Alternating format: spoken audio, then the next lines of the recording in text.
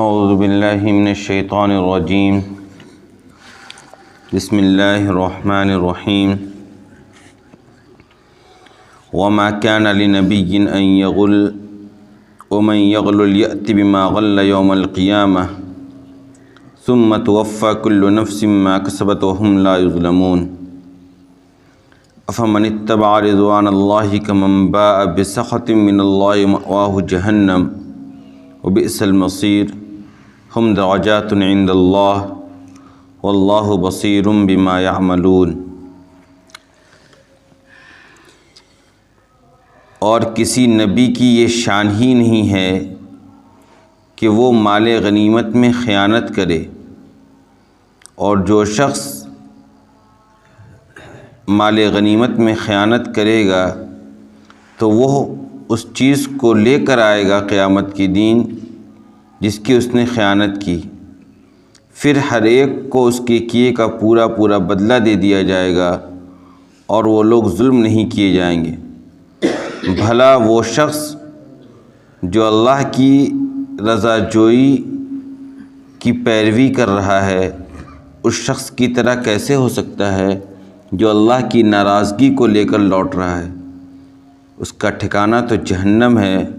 اور وہ برا ٹھکانہ ہے۔ ان لوگوں کے درجات اللہ کے نزدیک مختلف ہیں اور اللہ ان کے اعمال کو دیکھ رہا ہے۔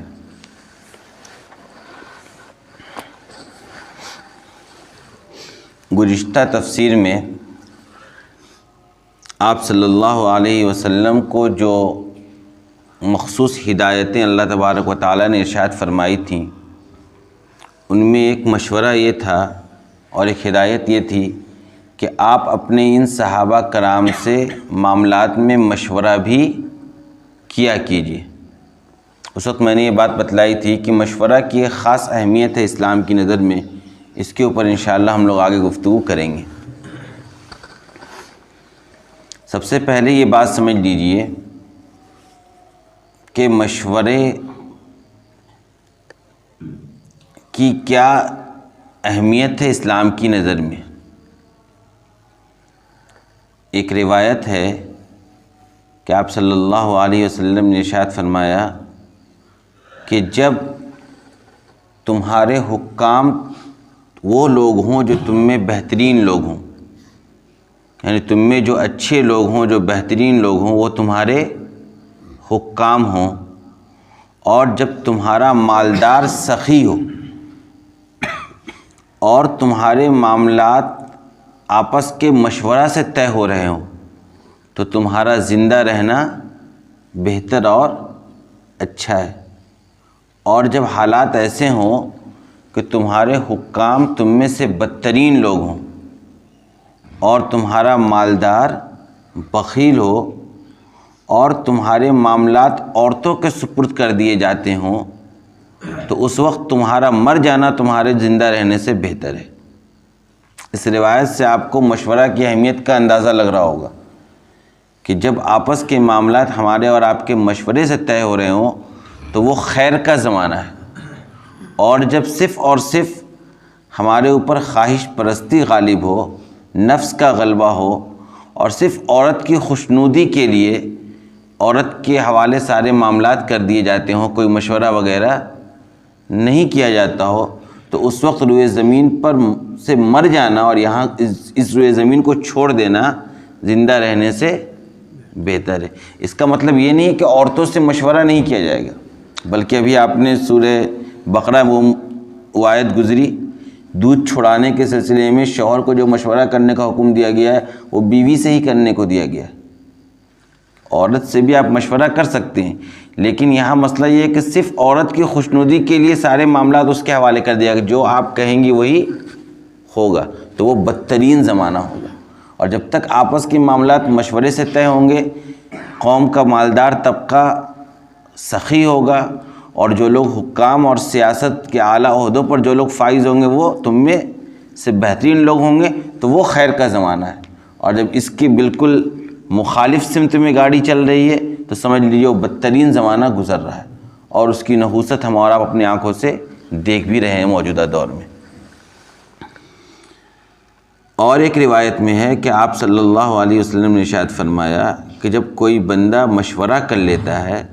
اور مشورہ کرنے کے بعد کسی معاملے کے کرنے یا نہ کرنے کا فیصلہ کرتا ہے تو پھر اللہ تبارک و تعالیٰ کی طرف سے اس کو صحیح اور مفید صورت کی رہنمائی کر دی جاتی ہے.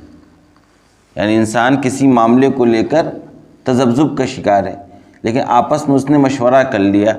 اور مشورہ کرنے کے بعد جب وہ کسی کام کو کرنے جاتا ہے تو اللہ تبارک و تعالیٰ اس کی رہنمائی اسی کام کی طرف کرتے ہیں جو اس کے لیے خیر اور بہتر ہو. یہ مشورہ کا فائدہ حاصل ہوتا ہے. لہذا اسی بنیاد پر ہر ایسے معاملات میں جس میں اختلاف ہو سکتا ہے، ہر ایسے معاملات میں جس میں اختلاف ہو سکتا ہے، خواہ وہ حکومتی معاملات ہوں خواہ عام معاملات ہوں، اس میں آپس میں مشورہ کرنا آپ صلی اللہ علیہ وسلم اور آپ کے صحابہ کرام کی سنت ہے. ہر ایسے معاملے میں جس میں اس بات کا گمان غالب ہو کہ اس میں رائے مختلف ہو سکتی ہیں، ویسے معاملات میں مشورہ کرنا مسنون ہے. اور خاص طور پر ایسے معاملات میں جس کا تعلق عام لوگوں سے ہے، یعنی حکومتی سطح پر لوگ بیٹھے ہوئے ہیں اور فیصلہ وہ کرنا ہے جس کا راست تعلق عوام سے ہے، تو ایسے معاملات میں مشورہ کرنا واجب ہے. یعنی ایسا نہیں کہ ایک شخص کھڑا ہو ڈکٹیٹرشپ کرے اور وہ اپنے منہ سے جو چاہے اعلان کر دے، بلکہ وہاں پر جس کا تعلق عوامی معاملات سے مشورہ کرنا واجب اور ضروری ہے. مشورہ کرنے کے بعد ہی کوئی فیصلہ کیا جائے گا. اس کے بعد دوسری بات سمجھ لیجئے، مشورہ ایسے معاملات میں ہی کیے جائیں گے جس کے بارے میں شریعت کی طرف سے کوئی واضح اور قطعی حکم نازل نہیں ہوا ہو. جیسے ایک شخص کسی سے مشورہ کر رہا ہے کہ میں نماز پڑھوں یا نہیں پڑھوں، یہ مشورہ اس کا لغو ہے. ایسے معاملات میں ہی مشورہ کیے جائیں گے جس میں صریح طور پر شریعت کا کوئی حکم نازل نہیں ہوا ہو، اس میں آپ مشورہ کر کے عمل کریں گے. لیکن شریعت کا کوئی حکم واضح طور پر نازل ہو چکا ہو، اس میں آپ مشورہ کر رہے ہیں کہ میں زکوٰۃ ادا کروں یا نہیں کروں، یہ مشورہ لغو اور بیکار ہے. ہاں، آپ اس سلسلے میں مشورہ کر سکتے ہیں کہ میں اس سال زکوٰۃ کی رقم کہاں پر خرچ کروں، یہ مشورہ آپ کر سکتے ہیں. حج آپ کے اوپر فرض ہے تو میں حج کروں یا نہیں کروں، اس سلسلے میں مشورہ کرنے کا آپ کو اختیار نہیں ہے، کیونکہ اس کا صریح حکم ہے جس پر فرض ہے وہ حج کرے. لیکن میں اس سال حج کروں یا آئندہ سال حج کروں، اس سلسلے میں آپ مشورہ لوگوں سے کر سکتے ہیں. دو بات سمجھ میں آ گئی، کن امور میں مشورہ کیا جا سکتا ہے اور مشورہ کرنا مسنون ہے، اور کن حالات میں مشورہ کرنا واجب اور ضروری ہے. تیسری بات، آپ حضرت عبداللہ ابن عمر رضی اللہ تعالیٰ عنہ نے آپ صلی اللہ علیہ وسلم سے یہ سوال کیا، نہیں حضرت علی رضی اللہ تعالیٰ عنہ نے آپ صلی اللہ علیہ وسلم سے سوال کیا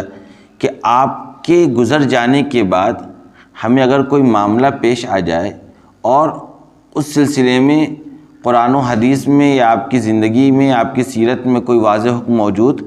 نہ ہو تو ہم لوگ کیا کریں گے؟ تو حضرت عمر رضی اللہ تعالیٰ حضرت آپ صلی اللہ علیہ وسلم نے علی رضی اللہ تعالیٰ عنہ کو کہا کہ تم اپنے میں جو عبادت گزار فقہا ہیں ان سے مشورہ کر کے کوئی فیصلہ کرنا،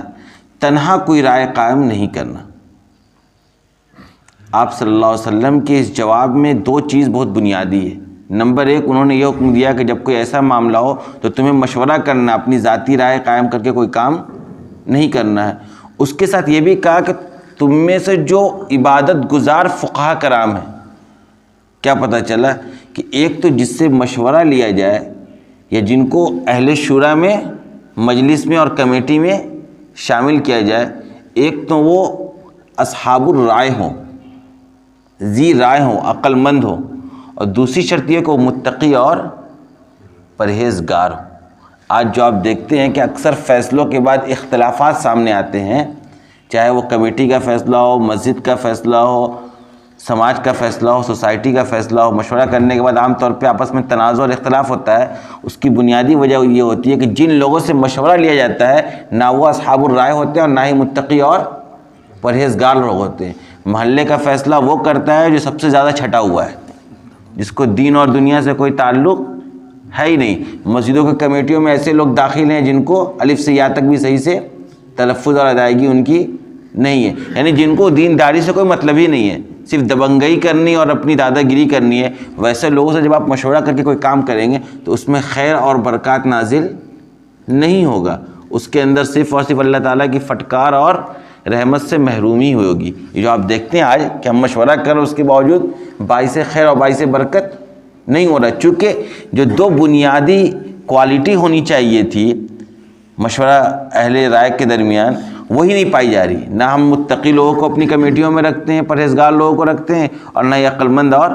اصحاب الرائے کو رکھتے ہیں. عام طور میں کمیٹیوں میں چلتی کس کی ہے؟ جس کے پاس زیادہ مال اور دولت ہے, یا جس کی زبان زیادہ گندی ہے اسی کی بات لوگ عزت بچانے کے لیے سن لیتے ہیں. تو یہ کوئی مشورہ نہیں ہے, یہ صرف اور کھلواڑ ہو رہا ہے جس کا نتیجہ ہم اور آپ دنیا میں دیکھ رہے ہیں. لہٰذا ہمیں اور ہمارے اور آپ کے لیے ضروری ہے کہ ہم جب بھی کوئی کمیٹی بنائیں, جب بھی کوئی مجلس شورا بنائیں, جب بھی کوئی باڈی تشکیل دے تو اس میں ایسے لوگوں کا انتخاب کیا جائے جن کے دل میں اللہ اس کے رسول کی محبت ہو, جن کے دل میں اللہ کا تقوی ہو, جو دیندار ہو, پرہیزگار ہو, نمازی ہو, حرام و حلال سے اپنی زندگی کو صاف رکھتا ہو, یعنی جن کے معاملات اچھے ہوں. ایسے لوگوں سے ہی مشورہ کرنا چاہیے اور ایسے لوگوں کو ہی اپنی کمیٹیوں میں شامل کرنا چاہیے. چوتھی بات, اگر مشورہ لیا جائے اور مشورے میں اختلاف ہو جائے, اکثریت ایک طرف ہو, اقلیت ایک طرف ہو, تو پھر امیر فیصلہ کیسے کرے گا؟ جو حکم ہوگا, جو امیر ہوگا, وہ فیصلہ کیسے کرے گا؟ کیا اکثریت کی رائے کو مانی جائے گی یا اقلیت کی رائے کو مانی جائے گی, یا دونوں میں سے دونوں کی دلیل کو دیکھا جائے گا کس کی دلیل مضبوط ہے؟ آخر امیر فیصلہ کیسے کرے گا؟ چونکہ لامحالہ جب آپ مشورہ کریں گے تو اختلاف رائے سامنے آئے گا. تو اس سلسلے میں جو چیز سامنے آتی ہے وہ یہ ہے کہ جو امیر ہے, جو حکم ہے, اس کی ثوابدید پر چھوڑ دیا جائے گا. یعنی ایک طرف 4 لوگ ہیں, ایک طرف 2 لوگ ہیں, تو اب اس کے ثوابدید پر چھوڑ دیا جائے گا. وہ اپنی ثوابدید کے اعتبار سے جس رائے کو بہتر سمجھتا ہے, خواہ وہ رائے اقلیت ہی کی کیوں نہ ہو, اگر وہ اس کے مطابق بھی فیصلہ کرتا ہے تو تمام لوگوں کو ماننا ضروری اور لازم ہے. بارہا ایسا ہوا ہے کہ آپ صلی اللہ علیہ وسلم نے کوئی مشورہ کیا, ایک طرف صحابہ کرام کی ایک بڑی جماعت ہے, دوسری طرف حضرت ابوبکر, حضرت عمر رضی اللہ تعالیٰ عنہما, صرف 2 لوگ ہیں. آپ صلی اللہ علیہ وسلم نے ان دونوں کی رائے کو مانی ہے. اس سے پتہ چلتا ہے کہ ایسا نہیں کوئی جمہوری ممالک میں چلتا ہے کہ اکثریت کی چلے گی, خواہ وہ اکثریت انگوٹھا چھاپ ہو. اقلیت یعنی جو لوگ اچھی رائے دے رہے ہیں ان کی تعداد بھلے ہی کم ہو لیکن مانی کن کی جائے گی؟ جو لوگ زیادہ جس کی رائے ہے, خواہ وہ لوگ سب چھٹے ہوئے ہوں, ان کا کوئی دینداری سے تعلق نہ ہو. یہ جمہوریت میں چلتا ہے. اسلام نے کہا ایسا نہیں, بلکہ امیر کے ثوابدید پر چھوڑ دیا جائے گا کہ آپ غور کر لیجئے. ہاں, یہ بہت سی مرتبہ یعنی جس رائے پر آپ کو اطمینان ہو جائے, اور بہت سی مرتبہ ایسا ہوتا ہے کہ جس طرف اکثریت ہوتی ہے ادھر اطمینان بھی حاصل ہوتا ہے, تو اپنی اطمینان کے بعد ہی امیر فیصلہ کرے گا, اور اس کے بعد لوگوں کو ناراضگی پیش کرنے کی اجازت نہیں. ایسا نہیں کہ آپ کھڑے رہے, ہم لوگ کی بات مانی نہیں گئی. اس کا مطلب ہے کہ آپ مشورہ دینے نہیں آئے تھے بلکہ اپنی بات کو منوانے آئے تھے, اس لیے آپ کو ناراضگی ہو رہی. اگر آپ مشورہ دینے آتے تو آپ مشورہ کی اسٹیٹس کو سمجھتے, اور مشورہ کس درجے تک دی جاتی ہے اور مشورہ کی اہمیت کیا, اس کی حقیقت کیا, اس سے آپ واقف ہوتے ہیں, تو پھر آپ کو ناراضگی نہیں ہوتی. آپ سے صرف ایک رائے طلب کی گئی, آپ رائے دے دیجئے. یہ ضروری نہیں ہے کہ آپ کے رائے کے حساب سے فیصلہ ہو ہی, اور ہو سکتا ہے آپ کے رائے کے مطابق بھی فیصلہ ہو جائے, لیکن آپ کا دونوں صورت میں صرف اختیار یہیں تک ہے کہ آپ کو صرف رائے دینی ہے جو آپ بہتر سمجھ رہے ہیں. ہمارے یہاں یہ بھی ایک وجہ اختلاف ہونے کی کہ عام طور پر جن لوگوں کی رائے نہیں مانی جاتی ہے وہ مجلس میں تو کچھ بولے یا نہ بولے, لیکن باہر نکل کے پھر رائتا پھیلاتے ہیں اور چاروں طرف ہنگامہ کرتے ہیں, دیکھو ہماری بات نہیں مانی گئی. نتیجہ یہ ہوتا ہے کہ فتنہ کھڑا ہوتا ہے محلہ اور سماج میں. لہذا ان تمام چیزوں کی رعایت ضروری ہے. اسلام نے ہر پہلو کی رہنمائی کی ہے. آپ دیکھیے کہ مشورہ کا ایک لفظ ہے, اس سلسلے میں کتنی ہدایات موجود ہیں. ان ساری ہدایتوں کو اگر ملحوظ رکھا جائے تو کوئی اختلاف ہی نہیں ہوگا ہمارے اور آپ کے درمیان کسی بھی معاملے کو لے کر. بہرحال اس کے بعد جو آج کی آیت پڑھی گئی ہے کہ کسی نبی کی یہ شان ہی نہیں ہے اور کسی نبی کے لیے مناسب ہی نہیں ہے کہ وہ مال غنیمت میں کیا کرے, خیانت کرے۔ اس آیت کا ایک شان نزول ہے۔ شان نزول یہ ہے کہ غزوہ بدر کے موقع پر مال غنیمت میں سے ایک چادر گم ہو گئی تھی۔ غزوہ بدر میں جو مال غنیمت حاصل ہوا تھا اس میں سے ایک چادر گم ہو گئی تھی۔ تو کچھ منافقوں نے یہ بات کہی کہ آپ صلی اللہ علیہ وسلم نے اس کو رکھ لیا، اس کو ظاہر نہیں کیا۔ بعید بھی نہیں، کیونکہ منافق کا کام بھی یہی تھا۔ اور اگر کسی مسلمان کی زبان سے یہ بات نکلی ہوگی تو ہو سکتا ہے انہوں نے یہ سمجھا ہوگا کہ آپ صلی اللہ علیہ وسلم کو اس کا اختیار بھی ہے کہ وہ مال غنیمت میں سے جو چاہیں اپنے استعمال کے لیے رکھ لیں۔ بہرحال یہ بات پھیلائی گئی کہ مال غنیمت کی چادر گم ہوئی ہو گئی ہے، وہ آپ صلی اللہ علیہ وسلم نے اپنے پاس رکھ لی، یا آپ صلی اللہ علیہ وسلم کے اوپر ایک قسم کا الزام لگایا گیا۔ اس موقع پر قرآن کی آیت نازل ہوئی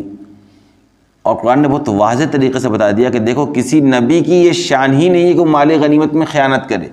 یغل کا جو لفظ ہے غلول، یہ عام چوریوں کو بھی کہا جاتا ہے، لیکن خاص طور پر غلول کا استعمال ہوتا ہے مال غنیمت میں خیانت کرنے کے تعلق سے۔ اور عام چوریوں سے زیادہ سخت ترین گناہ ہے مال غنیمت میں خیانت کرنا۔ کیوں؟ کیونکہ مال غنیمت میں تعلق، مال غنیمت میں جو مال غنیمت کی جو ملکیت ہوتی ہے وہ مشترک ہوتی ہے تمام لوگوں کے درمیان۔ آپ نے چوری کی ان کا سامان، تو کل آپ معافی بھی مانگیں گے تو ان سے مانگ لیں گے، ان کے ساتھ معاملات کر لیں گے، لیکن آپ مال غنیمت میں سے چوری کر رہے تو اس مال غنیمت کا حقدار تو جتنے بھی مجاہدین تھے سب ہیں، تو لہذا آپ کتنوں سے معافی مانگتے چلیں گے اور کتنوں کا آپ حق چرا رہے ہیں یہ بھی دیکھ لیجئے۔ لہذا مال غنیمت میں چوری کرنا اور خیانت کرنا زیادہ سخت ترین گناہ ہے۔ لہذا آپ صلی اللہ علیہ وسلم کے بارے میں قرآن نے یہ کہا کہ دیکھو کسی بھی نبی کے لیے تو اللہ کے سب سے محبوب رسول ہے، کسی بھی نبی کی شان نہیں رہی ہے کہ وہ مال غنیمت میں خیانت کرے، بلکہ وَمَن يَغْلُلْ يَأْتِ بِمَا غَلَّ يَوْمَ الْقِيَامَةِ، یہ خیانت کرنے والے لوگ، یہ چور لوگ جو ہیں، ان کی سزا سن لو کہ جو بھی خیانت کرے گا وہ قیامت کے دن اس چیز کو لے کر آئے گا جو اس نے خیانت کی ہے۔ یعنی روایت میں آتا ہے کہ جو چیز وہ چوری کیے گا وہ اس کی گردن میں ڈال دیا جائے گا اور پورے مجمع اور پورے مخلوق کے سامنے اس کو ظاہر کیا جائے گا۔ یعنی سزا جو دی جائے گی وہ تو الگ، یہ رسوائی ایک الگ ہے۔ پوری دنیا کے سامنے، پوری مخلوق کے سامنے، سارے مخلوقات کے سامنے ایک شخص ظاہر ہوگا اس چیز کو لے کر جو اس نے دنیا میں چرایا تھا اور چھپایا تھا اور خیانت کی تھی۔ تو یہ کتنی بڑی ذلت اور رسوائی کی بات ہے، یعنی اس کی سزا سے زیادہ ذلت اور رسوائی کے اندر سنگینی ہے۔ اس لیے قرآن نے کہا پھر ثم توفی کل نفس ما کسبت وہم لا یظلمون، پھر ہر ایک کو اس کے کیے کا پورا بدلہ بھی دیا جائے گا، یعنی جو آپ نے خیانت کی ہے اس کی آپ کو سزا بھی ملے گی۔ اس کے ساتھ ایسا نہیں ہے کہ صرف رسوا اور ذلیل کر کے آپ کو چھوڑ دیا جائے گا، وہم لا یظلمون، اور ظلم نہیں کیے جاؤ گے، یعنی جتنا گناہ لے کر آؤ گے اتنا ہی تم کو سزا بھی ملے گی، اس سے زیادہ سزا نہیں ملے گی۔ بلے قرآن آئے کہ دیکھو افمن اتبع رضوان اللہ کمن باء بسخط من اللہ، یعنی تم جو یہ بات کہہ رہے ہو کہ نبی نے خیانت کی، ایک بات جان لو، ایک وہ شخص ہے جو اللہ کی رضا جوئی میں لگا ہوا ہے، ایک وہ شخص ہے جو ہمیشہ اللہ تبارک و تعالیٰ کی دین کی خدمت میں لگا ہوا ہے، ایک وہ شخص ہے جو اللہ کی دین کا داعی ہے، یعنی نبی تو اللہ کی رضا جوئی کے لیے ہمیشہ کیا کر رہے ہیں؟ اللہ کی راہ میں قربانیاں دے رہے ہیں۔ اور دوسری طرف وہ شخص جو اللہ کی ناراضگی کو لے کر لوٹ رہا ہے، یعنی ہر وہ شخص جو خیانت کرے گا تو وہ اللہ کے غضب کا ہی مستحق ہوگا، اور جو شخص اللہ کے دین کے لیے قربانیاں دے رہا ہے وہ اللہ کی رحمت کا مستحق ہوگا۔ تو بھلا یہ دونوں شخص ایک جیسے کیسے ہو سکتے ہیں؟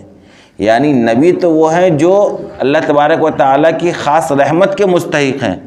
اور خیانت کرنے سے تو اللہ تبارک و تعالیٰ کی غضب کا انسان مستحق ہو جاتا ہے۔ تو ایک نبی کے اندر یہ دونوں بات کیسے پائی جائے گی؟ یہ ہو سکتا ہے کبھی؟ لہذا تمہارا یہ کہنا اور یہ الزام لگانا سراسر غلط ہے۔ وہی قرآن نے کہا بھلا وہ شخص جو اللہ کی رضا جوئی کا پیروکار ہے اس شخص کی طرح کیسے ہو سکتا ہے جو اللہ کی ناراضگی کو لے کر آ رہا ہے؟ یعنی اس عمل سے تو اللہ کی ناراضگی آئے گی، اور نبی تو اللہ کی ناراضگی کے لیے عمل نہیں کر رہے ہیں، بلکہ نبی تو اللہ تبارک و تعالیٰ کی سب سے زیادہ خاص رحمت کے مستحق ہوتے ہیں۔ لہذا ان دونوں چیزوں میں تضاد ہے، یہ دونوں ایک جگہ جمع ہی نہیں ہو سکتے۔ یعنی کسی نبی کے بارے میں اس طرح کا گمان اور خیال بھی نہیں کیا جا سکتا ہے چاہے جائے کہ عملاً اس طرح کی کوئی کارروائی ہوئی ہو۔ اس لیے کہا مأواہ جہنم، اور یہ جو کام کر رہا ہے اس کا ٹھکانہ تو جہنم ہے، اور نبی تو لوگوں کو جہنم سے بچانے کے لیے آئے ہیں، لہذا نبی کے بارے میں ایسا تصور کرنا بھی گناہ عظیم ہے، وبئس المصیر، اور وہ برا ٹھکانہ ہے جہنم۔ بلکہ قرآن نے کہا ہم درجات عند اللہ، یہ جو لوگ ہیں یعنی جو اللہ تبارک و تعالی کی رضا جوئی کے لیے کام کرتے ہیں، اور وہ لوگ جو اللہ تبارک و تعالی کی ناراضگی کو لے کر آتے ہیں، ان کے درجات اللہ کے نزدیک مختلف ہیں، یعنی ایک درجے کے یہ لوگ نہیں ہیں، ایک کو اللہ کی رحمت ملے گی اور ایک کو اللہ تبارک و تعالی، ایک کے اوپر اللہ تبارک و تعالی کا غضب نازل ہوگا۔ ان کے درجات بھی کیا ہیں اللہ کے نزدیک؟ مختلف ہیں۔ واللہ بصیر بما یعملون، اور اللہ ان تمام اعمال کو جو لوگ کر رہے ہیں، جو آپ کے اوپر الزام تراشیاں کر رہے ہیں، جو آپ کے خلاف اس طرح کا پروپیگنڈا کر رہے ہیں، ان سب چیزوں کو اللہ تبارک و تعالی دیکھ رہا ہے، اور ایک دن چن چن کر ان سے بدلہ بھی دے گا۔ لہذا اس کے ذریعے آپ صلی اللہ علیہ وسلم کے اوپر یہ جو الزام لگایا گیا تھا، اس الزام کو ختم کر دیا گیا، بلکہ آگے جو آیت آئے گی اس میں باضابطہ آپ صلی اللہ علیہ وسلم کے وجود کو دنیا والوں کے لیے، انسانوں کے لیے کتنی بڑی رحمت اور فضیلت کی چیز ہے، اور کتنا بڑا احسان ہے انسانیت پر کسی نبی کو مبعوث کرنا، اس کو اللہ تبارک و تعالیٰ نے آگے چل کر بتلایا کہ وہ نبی جو تمہارے لیے سراپا رحمت ہیں، ان کو تم اپنے لیے زحمت بنا رہے ہو، اور تم اس طرح کے الزام تراشی کرو جس کی بنیاد پر تم ان کی بھی خاص عنایت اور شفقت سے محروم ہو جاؤ گے، اور اللہ تبارک و تعالیٰ کی رحمت اور مغفرت سے بھی محروم ہو جاؤ گے۔ حالانکہ نبی تو تمہیں ان تمام چیزوں سے ہٹا کر اللہ والا بنانا چاہتا ہے، اور اللہ کی خاص رحمت کا مستحق بنانا چاہتا ہے۔ دیکھیے یہ جو اوپر آیت آئی کہ کسی نبی کے لیے مناسب نہیں کہ وہ خیانت کرے، تو میں نے خیانت کے بارے میں آپ کو یہ بات بتلائی کہ خیانت کا گناہ عظیم ہے، مال غنیمت میں خیانت کرنے کا گناہ عظیم ہے، کیونکہ مال غنیمت کا مستحق کوئی ایک شخص نہیں ہوتا بلکہ تمام مجاہدین ہوتے ہیں۔ یہی حال ہے، یعنی یہ جو گناہ کا جو سزا بتائی گئی کہ وہ اس چیز کو لے کر آئے گا اور پورے مخلوق کے سامنے وہ رسوا اور ذلیل ہوگا، یہ صرف مال غنیمت کے ساتھ ہی خاص نہیں ہے، بلکہ ہر وہ مال جس کی ملکیت مشترک ہو، جس کے مستحقین ایک سے زائد ہوں، اس طرح کے ہر کسی بھی مال میں خیانت کرنے کی سزا یہی ہے۔ جیسے مسجد کا مال ہے، مسجد فنڈ کا مال ہے، خانقاہ کا مال ہے، اوقاف کا مال ہے، یا کوئی کمیٹی آپ نے بنا رکھی ہے اس کا مال ہے، اس تمام مالوں میں اگر کوئی بھی خیانت کر رہا، کیوں؟ اور ایسی جگہوں پر خیانت کرنا اور آسان ہوتا ہے، کیوں؟ کیونکہ ان مالوں کا کوئی ایک خاص متعین مالک ہوتا نہیں ہے۔ اب جو نگراں ہوتا ہے، جو خزانچی ہوتا ہے، وہ چاہتا ہے کہ میں جیسے چاہوں ویسے اس کا خرچ کروں۔ تو اگر کوئی مال مسجد کمیٹی ہے، مدرسہ کمیٹی ہے، اسکول کی کمیٹی ہے، کوئی سوسائٹی آپ نے بنا رکھی ہے، کوئی بھی اس طرح کا رجسٹرڈ NGO وغیرہ جو بھی ہے، اور وہاں مشترک لوگوں کا مال ہے، تو اس مشترک مال میں اگر کوئی خیانت کر رہا ہے تو وہ بھی اسی ضمن میں آ جائے گا، وہ بھی اس خیانت کو لے کر کل قیامت کے دن حاضر ہوگا اور پوری دنیا کے سامنے ذلیل اور رسوا ہوگا۔ لہذا اوقاف میں جو لوگ چوری کر رہے ہیں، یا حکومتی فنڈ سے جو لوگ چوری کر رہے ہیں، کیونکہ حکومت کے پاس جو پیسہ ہے، جو ٹیکس کا پیسہ جمع ہوتا ہے، وہ ہر شہری کا ہوتا ہے۔ اب وہاں کوئی خیانت کر رہا ہے، وہاں کوئی اگر چوری کر رہا ہے، کوئی ڈاکہ زنی کر رہا ہے، تو اس کا گناہ بھی اسی درجے کا ہے۔ کیوں؟ کیونکہ وہ جو مال ہے وہ کسی ایک شخص کا نہیں ہے، اور اگر کل آپ نے کسی ذاتی کسی ایک انسان کی فردی طور پہ آپ نے مال چوری کیا ہے، تو ہو سکتا ہے کل آپ کو توبہ کی توفیق ہو، آپ ان سے جا کے معافی تلافی کروا لیں، ان کا مال ان کو واپس کر دیں۔ لیکن اب پورے ملک کا مال آپ نے ہڑپ رکھا ہے، چاہے 1 روپے کی شکل میں، اس پہ تو پورا ملک کا اختیار ہے، تو اب پورے ملک والوں سے اب کہاں کہاں جائے گا معافی مانگنے؟ لہذا اسی وجہ سے اس کی سنگینی بڑھ جاتی ہے۔ لہذا خاص طور پر ایسے مال کا اگر آپ کو نگراں بنایا گیا ہے جو مشترک مال ہے، تو وہاں پر آپ کو اعلیٰ درجے کا احتیاط برتنا ہوگا، وہاں پر آپ کو امانت کا اعلیٰ درجے کا ثبوت پیش کرنا ہوگا، یعنی اس کی سزا اور خطرناک ہے، اور وہ سزا قرآن نے بیان کر دی، یأتی بما غل یوم القیامہ، جو خیانت کرے گا وہ قیامت کے دن اس کو لے کر آئے گا۔ اور سوچیے آپ کیا عالم ہوگا، یہاں اگر آپ چوری کر لیں اور 4 لوگ جان جائیں تو آپ ڈوب مرنے کے قابل ہو جاتے ہیں، اور ایک پوری دنیا ایک جگہ موجود ہے، سارے مخلوقات موجود ہے، تمام انبیاء کرام موجود ہے، وہاں آپ کو لایا جائے گا سامنے کہ دیکھو یہ وہ شخص ہے جس نے مسجد کی کمیٹی سے پیسہ چرا رکھا تھا، یہ وہ شخص ہے جس نے محلے کی کمیٹی سے پیسہ چرا رکھا تھا، یہ وہ شخص ہے جو وزیر اوقاف بنا بیٹھا تھا اور سارا کا سارا پیسہ اس نے ہڑپ لیا۔ اب آپ ان تمام لیڈروں کی سزاؤں کا اندازہ لگا لیجئے جو لوگ بیٹھ کے کرپشن کر رہے ہیں۔ آخر اسلامی حکومت میں کرپشن کم پایا جاتا ہے صرف اس طرح کی ہدایتوں کی بنیاد پر بھی۔ آپ صرف اس ایک ہدایت کو بھی رکھ لیجئے، جو بھی اس سزے کا تصور کر لے گا کہ یار تمام لوگوں کے سامنے رسوا اور ذلیل ہونا پڑے گا، وہ ہمت کرے گا ایک پیسے کو بھی ادھر ادھر کرنے کا۔ لیکن آپ کسی بھی تنظیم میں، کسی بھی ادارے میں چل جائیے، آپ کو یہ شکایت مل جائے گی کہ جس کو منشی بنا کر بٹھایا گیا تھا یا جس کے اختیارات میں چابیاں تھیں، اس نے کچھ نہ کچھ گھپلہ کیا ہے، صرف اس بنیاد پر کہ اس طرح کی سزا کا تصور اس کے ذہن و دماغ کے سامنے نہیں ہے۔ اور انسان کو گناہ سے بچانے والی چیز بنیادی طور پر اللہ کا تقویٰ ہے اور اللہ کا ڈر ہے۔ تو جب تک اللہ کا ڈر اور اللہ کا تقویٰ، متقی اور پرہیزگار لوگ نہیں ہوں گے، تب تک گناہ سے بچنا آسان نہیں ہے۔ اللہ تبارک و تعالی ہم سب کی حفاظت فرمائے۔ آخر دعوانا الحمدللہ۔